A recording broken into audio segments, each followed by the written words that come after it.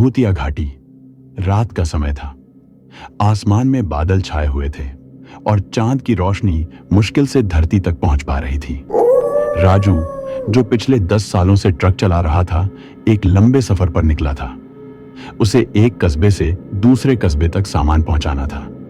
इस सफर में उसे भूतिया घाटी से होकर गुजरना था, जिसके बारे में कई डरावनी कहानियां सुनी जाती थीं। लोगों का कहना था कि कई साल पहले इस घाटी में एक भयानक हादसा हुआ था। एक बस खाई में गिर गई थी और उसमें सवार सभी लोग मारे गए थे। तब से इस घाटी में अजीब घटनाएं होती थीं। कुछ ने यहाँ पर भूतों को देखने का दावा किया तो कुछ ने बताया कि उनके वाहन खुद ब खुद बंद हो गए थे। राजू ने इन कहानियों को हमेशा मजाक समझा। उसे भरोसा था कि ये सब मनगढ़ंत बातें हैं। घड़ी में रात के 12 बज रहे थे। राजू अपने ट्रक में अकेला था। रास्ता घने जंगल से होकर गुजरता था और दूर दूर तक कोई दूसरी गाड़ी नजर नहीं आ रही थी। ठंडी हवा के झोंके खिड़की से अंदर आ रहे थे और माहौल में एक अजीब सी चुप्पी थी। जैसे जैसे वह घाटी के करीब पहुंचने लगा, उसे हल्की बेचैनी महसूस होने लगी। सड़कों पर सिर्फ ट्रक की हेडलाइट्स की रोशनी थी, जो सामने के घुमावदार रास्तों को दिखा रही थी। अचानक ट्रक बंद हो गया। राजू को गुस्सा आया। उसने सोचा कि शायद इंजन गर्म हो गया होगा। उसने ट्रक को सड़क के किनारे लगाया और इंजन चेक करने के लिए नीचे उतरा।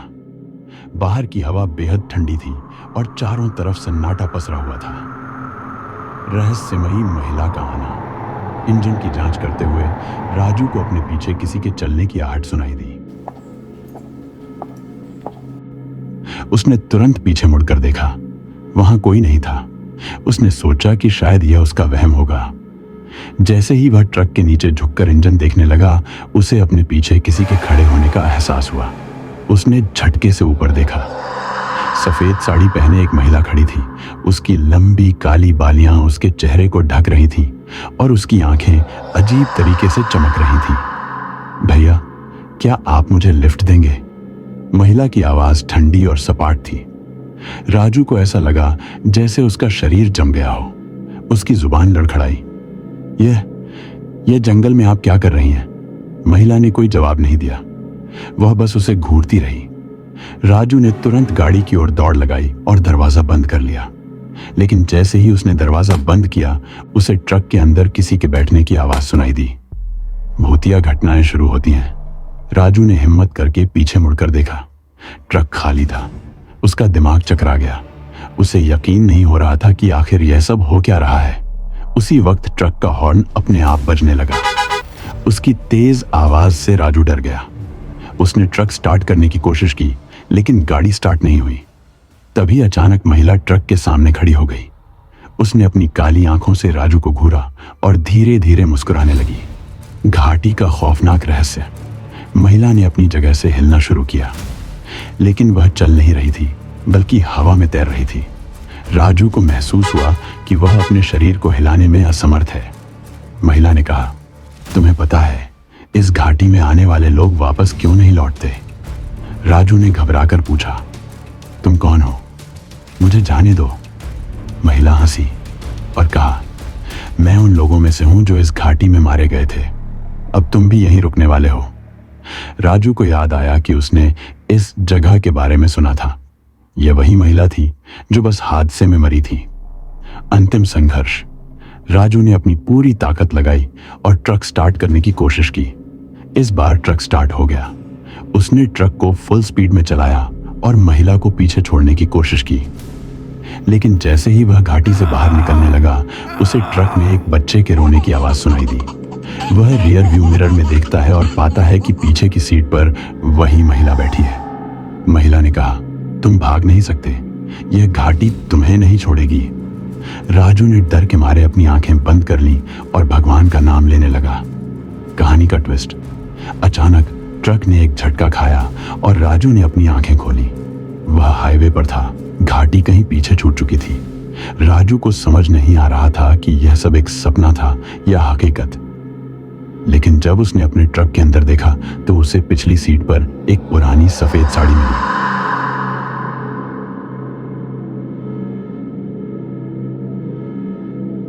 राजू को लगा कि वह घाटी से बाहर निकल चुका है। लेकिन थोड़ी दूर आगे बढ़ने के बाद उसने महसूस किया कि रास्ता वही है। सामने का नजारा वैसा ही लग रहा था। हर बार सड़क एक ही मोड़ पर वापस आ जाती थी। ट्रक की हेडलाइट्स के दायरे में वही पेड़, वही पत्थर और वही सन्नाटा बार बार दिखाई दे रहे थे। राजू ने ट्रक रोक दिया और बाहर उतरकर चारों ओर देखा। यह कैसे हो सकता है? मैं तो काफी दूर आ चुका हूं।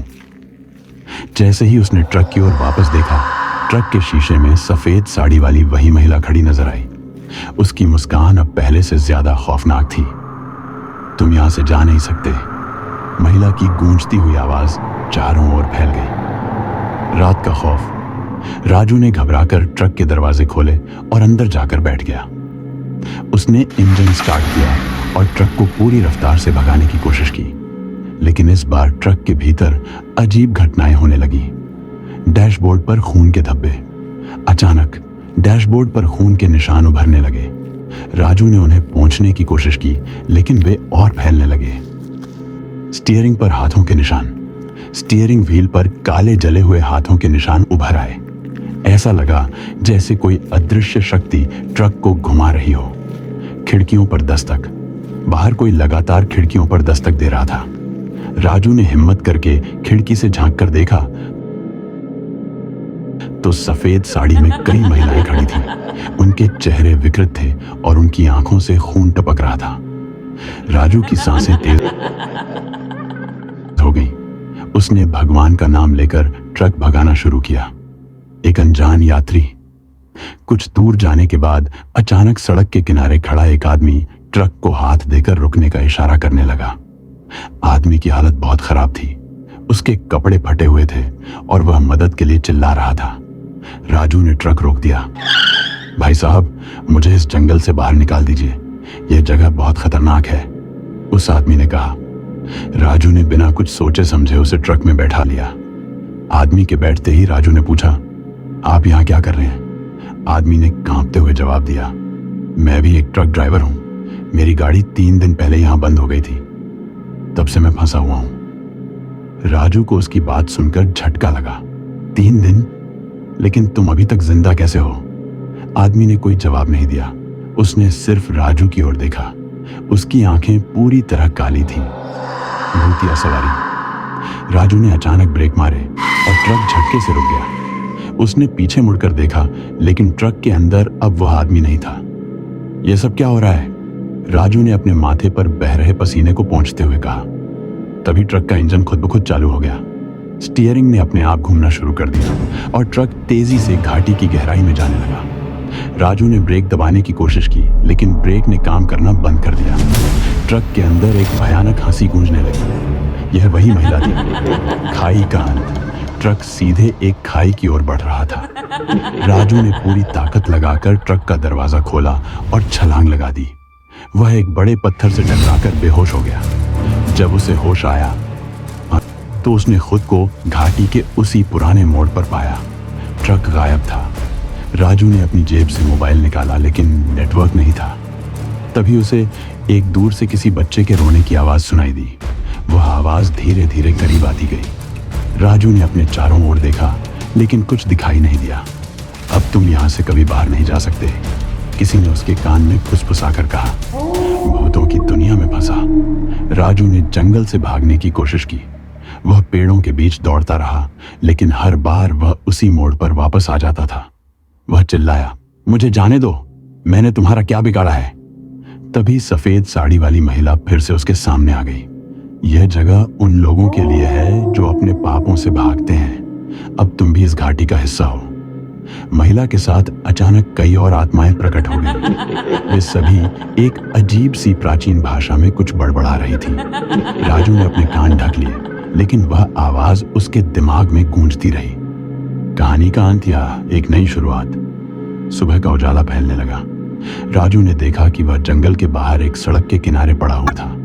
एक राहगीर ने उसे उठाया और पूछा, क्या हुआ भाई, आप यहां कैसे पहुंचे? राजू ने सारी घटना बताने की कोशिश की, लेकिन उसकी जुबान लड़खड़ाने लगी। वह कुछ बोल नहीं पा रहा था। राहगीर ने उसकी मदद की और उसे उसके घर तक छोड़ दिया। लेकिन जब राजू ने अपने ट्रक की पिछली सीट देखी तो वहां वही सफेद साड़ी रखी हुई थी। भूतिया घाटी में जो भी गया वह कभी पहले जैसा नहीं रहा।